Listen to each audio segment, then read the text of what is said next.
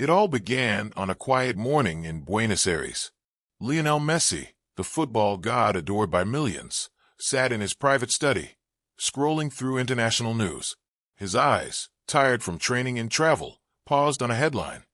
Burkina Faso's young president Ibrahim Traoré inspires a new generation of African youth. Messi, a man who had spent his life avoiding the world of politics, found himself compelled to stop. He had never been one to get involved in global affairs. Football had always been his world. Yet, as he read the article, he found himself captivated by a 36-year-old leader who had risen to prominence not through political connections, but through raw courage, love for his people, and a powerful vision for Africa's future. He reminds me of Diego, that fire, that resistance, that love for the people, Messi muttered, remembering his late friend, the legendary Diego Maradona. That spark of revolution, that passion for the underdog, it was all there. This wasn't just about politics. This was about something far deeper, something Messi had felt since he was a young boy. That night, after a grueling training session, Messi sat down with his PR team.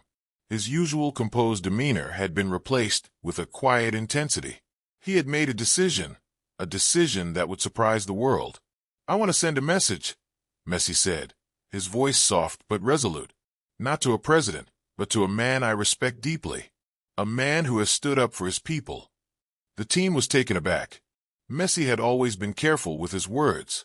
But this was different. The story of Ibrahim Traoré, the young president of Burkina Faso, had moved him in a way few things ever had. It wasn't just the politics that mattered. It was the courage to stand up against the world's most powerful forces. "Get the cameras ready," Messi said quietly. "I want this message to come from the heart." The video was recorded on his phone in a simple setting. Messi, humble and soft-spoken as always, sat in a plain chair, a contrast to the usual grandeur of a football star's world. "Hello, President Ibrahim Traoré," Messi began, his voice sincere and full of respect. "I know you may not expect this, but I wanted to say thank you. Thank you for reminding us that leadership is not about palaces or politics. It's about purpose and sacrifice. I've spent my life kicking a ball, and I've been blessed. But when I see what you're doing in Burkina Faso, I realize that courage doesn't only live on the pitch. Your story has inspired me, my children, and millions of others. If I can ever help through football, charity, or friendship, I'm just one message away." He ended the video with a rare smile and a small salute, one that echoed the salute of Burkinabe soldiers, a sign of deep respect for Traoré's cause. Messi posted the video across his social media platforms, Instagram, Twitter, and Facebook. Within minutes, the video went viral. The reaction was instantaneous. People from all over the world began reposting it. In Burkina Faso, young people shared the video with captions like, "The GOAT sees our hero. Africa is no longer invisible." The football community was shocked. Messi, usually silent about world affairs, had spoken, and not to a world power, but to a young African leader under sanctions, controversy, and suspicion. CNN, Al Jazeera, RFI, and ESPN all ran breaking stories. Lionel Messi had sent a message of support to Burkina Faso's president, Ibrahim Traoré. Football had met revolution, but there was something about this message that was more than just a viral moment. It was a turning point in how the world viewed African leadership and the power of solidarity through sport. But as the world waited, 3 days passed, and there was no response from Traoré. Just silence. Then, during a national broadcast in Burkina Faso, where Traoré was addressing a new agricultural reform plan to improve the country's self-sufficiency, he paused mid-speech. He looked directly into the camera, his eyes focused and calm. "Before I continue," he said, his voice steady, "I have a message for Lionel Messi." The world stopped. The nation held its breath. "I didn't believe it when I first saw your video," Traoré began, a small but genuine smile on his face. "I thought it was edited, maybe a dream. But now I know it's real." He leaned forward, his tone more serious, but still warm. "Messi, you don't know how many of our children wear your name on their backs. In villages with no electricity, no running water, there's always a ball. And that ball carries your name. You said you can help. I accept, but not with gold or money. Come to Burkina Faso. Visit us. Play with our children. Let them know the world sees them. Let them know that legends care about them. And I promise you this, you will not leave unchanged." Traoré smiled, that rare and powerful smile that had won the hearts of millions. From one fighter to another, he ended, "Bienvenue." The words sent shockwaves across the globe. The world watched in disbelief. Would Messi really go? Would he visit a nation under sanctions, a nation whose president was a man the world had written off as a rebel leader?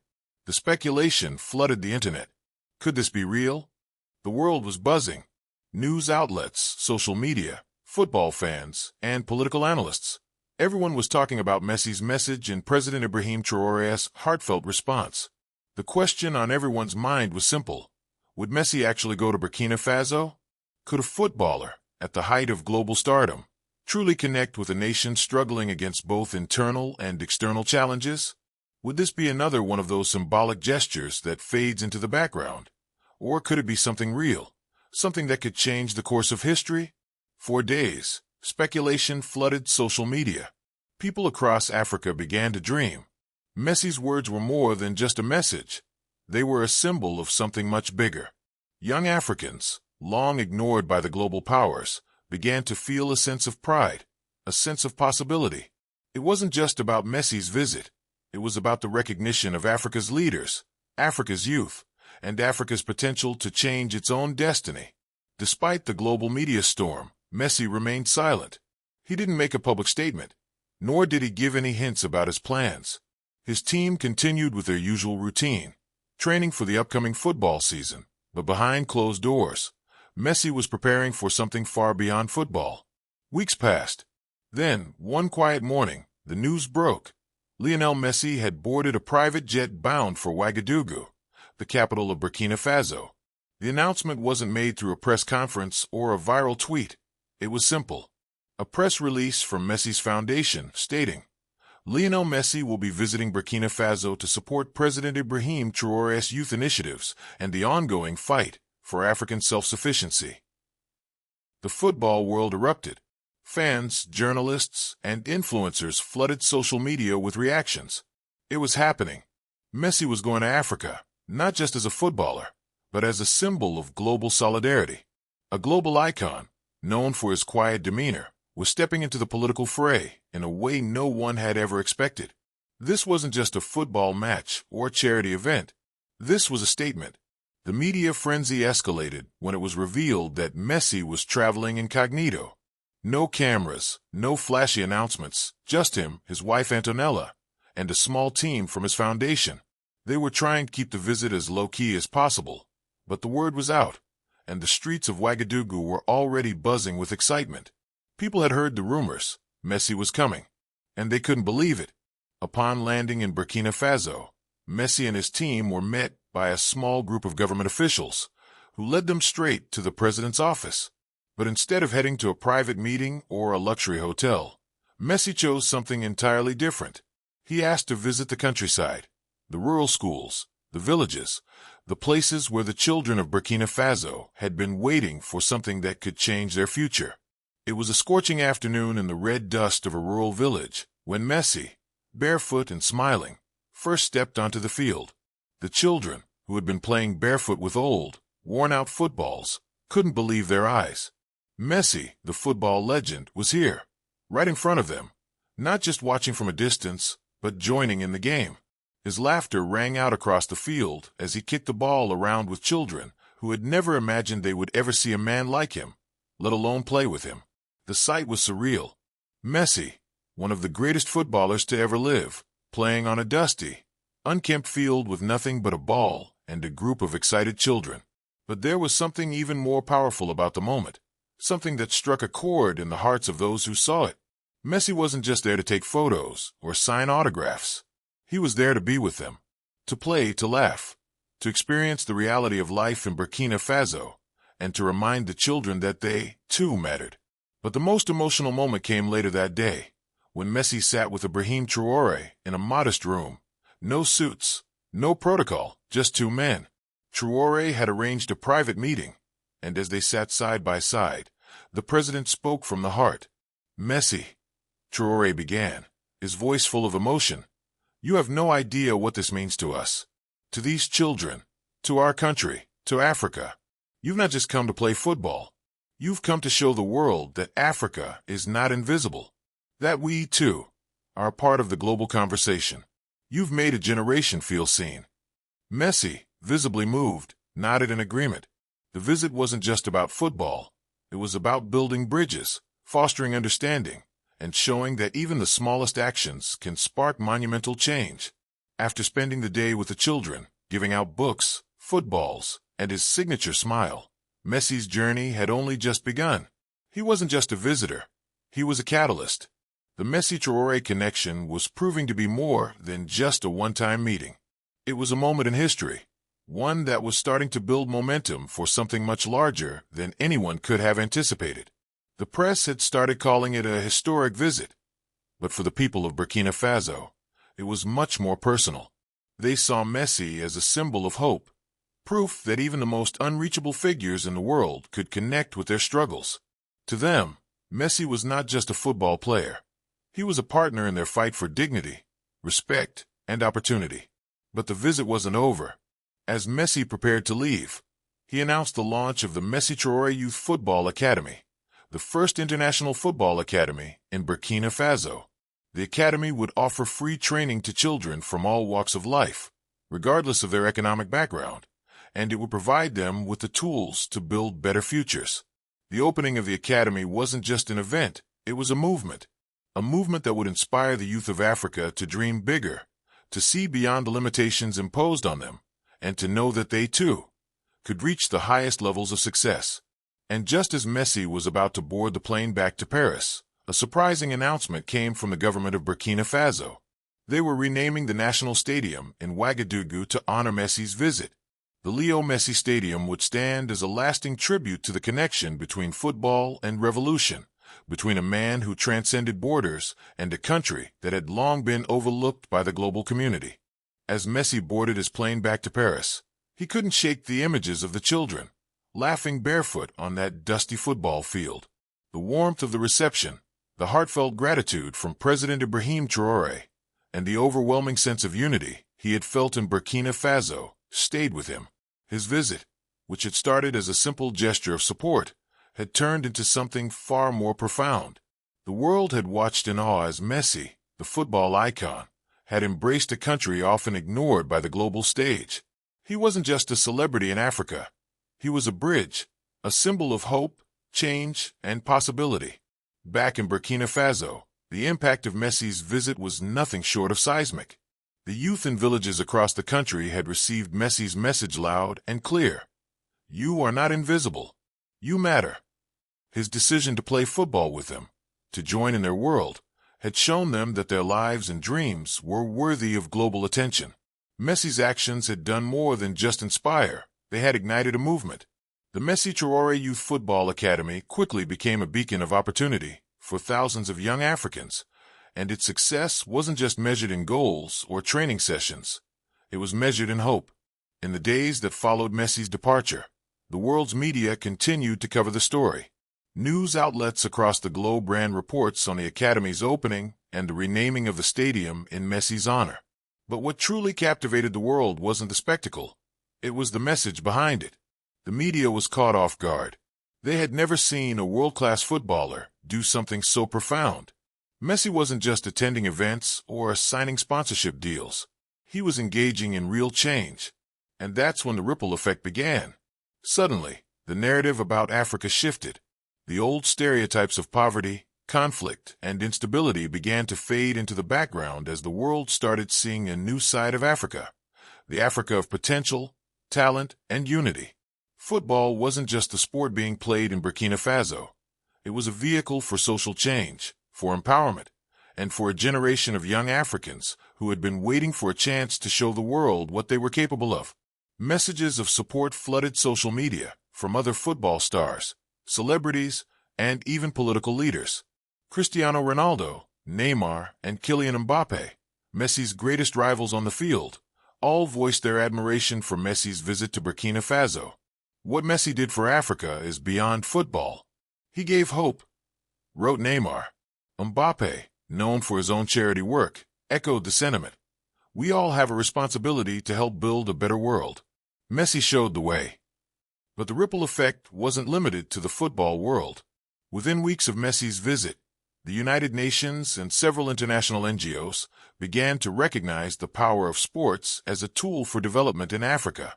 They saw the success of the Messi Traoré initiative and began to look at how they could collaborate with football organizations to create similar programs across the continent. The potential for change was vast, and it all started with a simple message from a footballer who had the courage to step outside of his world and engage with the struggles of others. In Burkina Faso, President Ibrahim Traoré continued to push forward with his revolutionary reforms, using Messi's visit as a springboard for his broader vision. His government began to implement policies aimed at youth empowerment, including free education, health services, and job training for young people. The Football Academy became a central part of these efforts, offering not only football training, but also leadership programs, mentorship opportunities, and scholarships for talented students. As the Academy's reach expanded, it attracted more international support. Sponsors who had once ignored Africa's potential now began to see it as a fertile ground for growth. Football brands, once solely focused on European and Latin American markets, started investing in African talent, seeing it as an opportunity to both grow their business and contribute to a global cause. Local businesses in Burkina Faso also began to see the value of these investments, creating jobs and stimulating the local economy in ways that had never been seen before. The most profound shift, however, came from within Africa itself. Young people across the continent began to see a new future. They were no longer waiting for the West to dictate their future. They were actively building it. The Messi effect was real, but it wasn't just about the footballer. It was about the way his actions had given Africans the confidence to believe in themselves and their future. The young people of Africa, once seen as recipients of aid, were now seen as active participants in global change. In the weeks following Messi's visit, dozens of grassroots movements began to emerge across Africa. Youth organizations, inspired by the Messi Traoré Academy, started organizing football clinics, educational programs, and community-building events in their own countries. These movements weren't just about sports. They were about creating a culture of empowerment, self-reliance, and unity. And in many ways, they were a direct result of the message Messi had sent, that the world could not afford to ignore Africa any longer. Back in Paris, Messi reflected on everything that had happened. The initial video he recorded had been a simple expression of respect for a leader he admired. He had never imagined that it would lead to such a powerful movement. As he prepared for his next match, the pressure of the spotlight felt less heavy. The realization that he had made a difference in the lives of young Africans, just by taking a step outside of his comfort zone, was far more meaningful than any football victory. And yet, Messi knew that this was just the beginning. The work in Burkina Faso, the Messi Traoré Youth Football Academy, was only the start of something much bigger. He had always believed in the power of football to change lives, but he now saw it as something even more powerful, a tool for global solidarity. Messi's visit had proven that sport, at its best, could break down the walls between nations, cultures, and continents. It could unite us in ways that politics and diplomacy alone could never achieve. President Ibrahim Traoré, for his part, continued to build on the momentum Messi had created. Burkina Faso's international profile had been raised, but more importantly, its youth were beginning to believe that they had a role to play in shaping the future, not just for Africa, but for the world. As Messi looked out the window of his hotel room, preparing for his next match, he couldn't help but think of the children in Burkina Faso, running barefoot on the red dust fields, their smiles brighter than the brightest stadium lights. They had won something far more valuable than trophies. They had won hope. The ripple effect of Messi's visit to Burkina Faso was only just beginning. As the Messi Traoré Youth Football Academy gained momentum, the world began to realize that this wasn't just a one-time act of charity. It was the beginning of something much bigger, something that transcended football, something that united two continents, two nations, and two leaders in a shared vision for the future. Messi had inadvertently sparked a revolution in the way Africa was perceived, and a revolution in the way the world viewed the power of sport to catalyze change. In the months following the Academy's launch, stories began to emerge from across Africa. From Dakar to Nairobi, young people who had once felt invisible now felt empowered. They had seen the video of Messi's message to Traoré. They had witnessed the visit, the smiles, the games played on dusty fields, and the real impact Messi had made by simply showing up. And now, these young Africans were beginning to dream bigger. In Burkina Faso, the academy had become a hub of activity. The first group of children selected to train at the academy was made up of boys and girls from all walks of life. Some were from rural villages with no access to electricity, while others had come from struggling urban areas. But all of them shared one thing. They had a dream to make it in football, yes, but more importantly, a dream to change their futures, to contribute to their communities, and to break free from the constraints that had historically been placed on them. And it wasn't just about football. Traoré's government had worked closely with the academy to incorporate educational programs that provided the children with vital life skills. The academy became a platform for leadership training, where the children were taught not only how to play the game, but how to lead, how to inspire, and how to contribute to their communities in meaningful ways. The Messi Traoré Academy became a symbol of hope, of resilience, and of the power of sport to transform lives. But as the academy's success grew, so did the interest of international organizations. The United Nations, already recognizing the power of sport as a tool for development, began to engage with the academy and its initiatives. Messi's visit had set off a chain reaction, and now governments and NGOs were lining up to support similar programs across Africa. Burkina Faso had become a model, a beacon of what could happen when sport and leadership came together with a clear vision.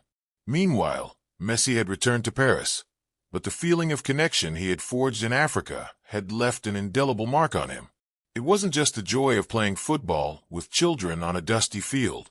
It wasn't just the gratitude of President Traoré or the smiles of the children. What stayed with him was the realization that this was just the beginning. The world had always known Messi for his incredible talent on the pitch, for his record-breaking achievements with Barcelona and Argentina. But this journey to Burkina Faso had taught him something much deeper. Football was not just a game. It was a language. It was a tool for bringing people together, for breaking down barriers, for making the world listen. Messi's personal commitment to the cause of African youth had only deepened after the visit. His foundation began ramping up efforts to support similar initiatives across Africa, focused not only on football but also on education, healthcare, and economic development. The Messi Foundation partnered with organizations like UNICEF, Save the Children, and other local charities to ensure that the legacy of his visit to Burkina Faso would extend far beyond football. In an emotional interview with the BBC months later, Messi reflected on his time in Burkina Faso. Football gave me everything, but what I saw in Africa, it made me realize that sometimes what you give back is far more important than what you take. When I visited Burkina Faso, I wasn't just visiting a country. I was visiting a future that is full of potential, full of hope. And if I can be a small part of that, I will. The power of Messi's words was undeniable. His humility, his dedication to giving back, resonated with millions of people around the world. But the real impact came when his visit inspired other celebrities, athletes, and global figures to follow suit. In the years that followed, prominent footballers like Cristiano Ronaldo, Neymar, and Kylian Mbappé made their own visits to Africa, each one helping to further build on the momentum Messi had created. Yet, it wasn't just the sports world that had been affected. A wave of solidarity from the global public started to take shape. People in every corner of the world, whether they were football fans or not, began to see Africa differently. They saw it as a continent of talent, of culture, of power. A continent that wasn't just waiting for aid or sympathy, but a continent that was ready to stand on its own feet and claim its place on the global stage. But perhaps the most profound impact was felt within Africa itself. The youth of Africa, who had long been overlooked, had found a voice. They had seen Messi, one of the world's greatest athletes, make the effort to connect with them. They had felt his recognition of their struggle, their dreams, and their potential. And in that moment, they realized that they weren't alone. President Ibrahim Traoré continued to lead Burkina Faso with the same determination and passion he had before Messi's visit. His government pushed forward with reforms, focusing on youth empowerment, economic development, and strengthening local industries. And the Messi Traoré Youth Football Academy remained a cornerstone of these efforts. Through this partnership, a new vision for Africa was born, one that emphasized independence, unity, and empowerment. No longer was Africa seen as a passive recipient of aid. It was now recognized as a continent with a bright future, full of opportunity and leadership. And at the heart of this movement were two men, Lionel Messi and Ibrahim Traoré, united by a common purpose: to inspire the next generation and to remind the world that true leadership comes not from power, but from the people. As the months passed, the world began to see the true extent of the changes Messi's visit had sparked. It wasn't just about a football match or a charity event. It was the beginning of a new movement, a movement that transcended sports, politics, and borders. The Messi Traoré Youth Football Academy had become more than just a place for children to learn football skills. It had become a symbol of Africa's potential, resilience, and future. The success of the academy quickly spread across Africa. More and more countries in West Africa began to implement similar programs, inspired by the collaboration between Messi and Traoré. Governments saw the impact that football could have on youth development, education, and national pride. The academy had become a model of how sport, when combined with purpose, could uplift a nation and inspire an entire continent. But the story wasn't over. It wasn't just about football academies or youth initiatives. It was about a new narrative for Africa, a narrative that wasn't defined by its struggles, but by its strength and aspirations. Messi had shown the world that Africa's future wasn't in the hands of outsiders or international aid. It was in the hands of its youth, its leaders, and its people. The Messi Traoré Youth Football Academy became the focal point of a larger regional initiative. Other African nations reached out to President Ibrahim Traoré and Messi's foundation, asking how they could replicate the success of the academy in their own countries. From Ghana to Nigeria, from Senegal to Côte d'Ivoire, African governments and organizations began working together, forming partnerships with international bodies to invest in the future of Africa's youth. Traoré, now widely regarded as one of the most charismatic and visionary leaders in Africa, used the momentum from Messi's visit to push through reforms aimed at improving education, healthcare, and infrastructure in Burkina Faso. He knew that true change couldn't just come from one sector. It had to come from a holistic approach that uplifted the country as a whole. The Messi Traoré initiative began to attract the attention of global companies that had previously ignored the potential of Africa. International investors, once hesitant to engage in the African market due to political instability, began seeing Burkina Faso and other African nations as a fertile ground for development. Sports infrastructure, education, and technology became key focus areas for investment. The Messi Traoré model had proven that, with the right leadership, Africa could create its own opportunities for growth and prosperity. In Paris, Messi's life had returned to its usual rhythm. He continued to play at the top level, winning more trophies and accolades. But something had shifted in him. The visit to Burkina Faso had changed his perspective, deepening his commitment to using his platform for something greater than football. The experiences in Ouagadougou, the time spent with the children, the gratitude of President Traoré, all of it stayed with him. Messi wasn't just a footballer anymore. He was an advocate for global change, an ambassador for the potential of Africa. His foundation continued to grow, expanding its work in Africa and beyond. Messi had always been known for his quiet demeanor, but his actions now spoke louder than words ever could. He had used his fame and influence not for personal gain, but to empower others, to give hope to those who had been left behind. In the following years, Messi made several more visits to Africa, not as a tourist, but as a partner in the cause of youth development, education, and empowerment. He collaborated with Ibrahim Traoré on several more projects aimed at providing African youth with the tools they needed to succeed. From scholarships to vocational training, from healthcare programs to football clinics, Messi and Traoré worked hand in hand to ensure that the next generation of Africans could build a future based on their own dreams, not dictated by outside forces. The most emotional moment came when Messi received a message from President Traoré just before the opening of the Messi-Traoré International Sports Complex in Ouagadougou, an all-encompassing center for education, sports, and innovation. The message was short but powerful. From one fighter to another, we've built something that will change the future of our people. Thank you for believing in us. Messi was humbled. He stood in front of a crowd of thousands, not as a footballer, but as a man who had been part of something much bigger than himself. The complex, now a symbol of collaboration, hope, and unity, was more than just a place for football or sports. It was a place where dreams were made real. Messi, a football legend, had become part of something eternal, the transformation of Africa's future. And as Messi spoke to the young athletes who would train in the complex, he knew that the real legacy wasn't in the stadiums or trophies. It was in the children who, just a few years ago, had never imagined that someone like Messi would ever step foot in their country. They now believed in themselves, in their potential, and in the possibility of a brighter future.